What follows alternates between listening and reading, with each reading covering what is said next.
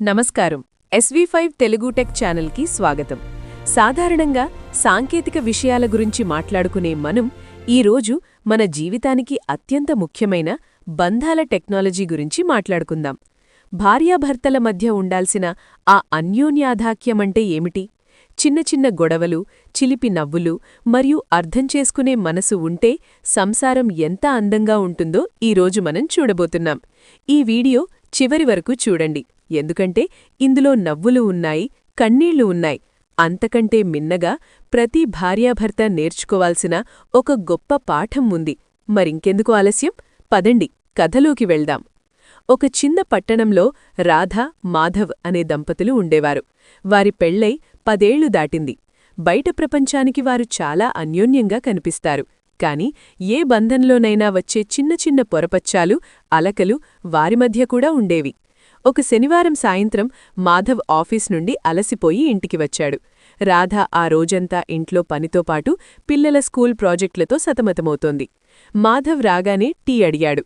రాధ ఏదో పనిలో ఉండి, కాస్త ఆగుతారా, ఇది పూర్తి చేసి ఇస్తాను అంది కొంచెం విసుగ్గా. మాధవ్ తన అలసటలో, రోజంతా ఇంట్లోనే కదా ఉండేది, ఒక కప్పు టీ ఇవ్వడానికి కూడా అంత బిజీనా అనేశాడు. ఆ మాట రాధ మనసును నొప్పించింది. అక్కడితో ఇద్దరి మధ్య మాటలు ఆగిపోయాయి. ఒకరిపై ఒకరు కోపంతో మౌనంగా ఉండిపోయారు. మరుసటి రోజు మాధవ్ తాతయ్య వాళ్ల ఇంటికి వచ్చారు. ఆయనకు 50 ఏళ్ల వైవాహిక జీవితం ఉంది. ఇంట్లో వాతావరణం చూసి ఆయనకు విషయం అర్థమైపోయింది.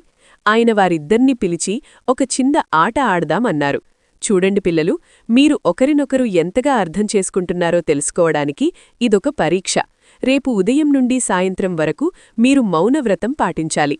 కాని ఒకరి అవసరాలను మరొకరు మాటలు లేకుండానే తీర్చాలి అని చెప్పారు. ఆదివారం ఉదయం ఆ మౌనవ్రతం మొదలైంది. మాటలు లేనప్పుడే వారు ఒకరి కళ్లలోకి ఒకరు చూసుకోవడం, ఒకరి కదలికలను గమనించడం మొదలుపెట్టారు.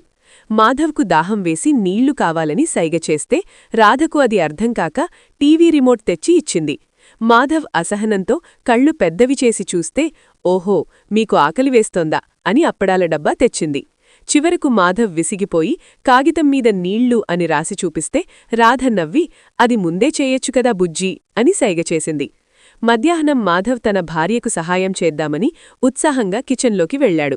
రాధ బయట ఏదో పనిలో ఉండగా మాధవ్ స్టవ్ దగ్గరకు వెళ్లి, ఈరోజు నీకు రెస్ట్, నేనే ఏదో ఒకటి వండుతాను అని సైగ చేశాడు. కాని వంట చేసేటప్పుడు ఉప్పుకు బదులు పంచదార వేయడం, తాలింపు వేసేటప్పుడు ఆవాలు చిటపటలాడి మొహమ్మీద పడుతుంటే వంగి వంగి గరిట తిప్పడం చూసి రాధ పగలబడి నవ్వింది. ఏవండి, మీరు వంట చేస్తున్నారా లేక యుద్ధం చేస్తున్నారా?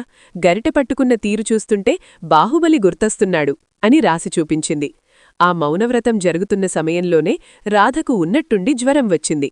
అప్పటివరకు సరదాగా ఉన్న మాధవ్ ఒక్కసారిగా కంగారు పడ్డాడు. ఆమెను బెడ్మీద పడుకోబెట్టి తడిగుడ్డతో నుదుటిపై తుడుస్తూ ఆమెకు ఇష్టమైన కషాయం చేసి ఇచ్చాడు. నేనొక చిన్న టీ అడిగితేనే అంతగా విసుక్కున్నాను, కాని తను జ్వరంలో ఉండి కూడా నాకోసం సహాయం చేయాలని చూసింది అని మాధవ్ కళ్లల్లో నీళ్లు తిరిగాయి. సాయంత్రం తాతయ్య మళ్లీ వచ్చి వారిద్దరికీ 2 ఖాళీ కాగితాలు ఇచ్చారు. ఒకరిలో ఒకరికి నచ్చని విషయాలు రాయమన్నారు. మాధవ్ చదివాడు. మీరు ఇంటికి రాగానే ఫోన్లో గడపడం నాకు నచ్చదు, నాతో కాసేపు మాట్లాడాలని ఉంటుంది. రాధ చదివింది. నేను ఆఫీస్ టెన్షన్లో ఉన్నప్పుడు నువ్వు కూడా అరవడం వల్ల నేను ఇంకా కుంగిపోతున్నాను. ఇద్దరికీ ఒక విషయం అర్థమైంది. సమస్య అవతలి వ్యక్తిలో లేదు, అవతలి వ్యక్తి పరిస్థితులను అర్థం చేసుకోకపోవడంలో ఉంది. తాతయ్య చివరగా ఒక మాట చెప్పారు. అన్యోన్యాధాక్యమంటే ఒకేలా ఆలోచించడం కాదు, వేరువేరుగా ఆలోచిస్తున్నా సరే ఒకరి ఆలోచనలను ఒకరు గౌరవించడం, ఒకరిమీద ఒకరు జోకులు వేసుకోవడం, కలిసి నవ్వుకోవడం, ఒకరి బలహీనతను ఒకరు భరించడమే నిజమైన ప్రేమ. రాధా, మాధవ్ ఒకరికొకరు క్షమాపణ చెప్పుకున్నారు. ఆ రోజు నుండి వారి ఇల్లు నవ్వులతో నిండిపోయింది. చూశారుగా, రాధా మరియు మాధవుల కథ మనందరి ఇళ్లలో జరిగేదే. ఒకరి లోపాలను ఒకరు భరిస్తూ, ఒకరి సంతోషాన్ని ఒకరు పంచుకోవడమే నిజమైన అన్యోన్యత. ఈ కథ మీకు నచ్చితే మీ జీవిత భాగస్వామితో కూడా షేర్ చేసుకోండి. ఇలాంటి మరిన్ని ఆసక్తికరమైన కథలు, జీవిత సత్యాలు మరియు టెక్నాలజీ అప్డేట్స్ కోసం ఇప్పుడే మా SV5 తెలుగు టెక్ ఛానల్ని సబ్స్క్రైబ్ చేసుకోండి. పక్కనే ఉన్న బెల్ ఐకాన్ క్లిక్ చేయడం మర్చిపోకండి. మీ అభిప్రాయాలను కమెంట్ రూపంలో మాకు తెలియచేయండి. మళ్ళీ మరో మంచి వీడియోతో కలుద్దాం. అంతవరకు సెలవు. మీ SV5 తెలుగు టెక్ ఛానల్.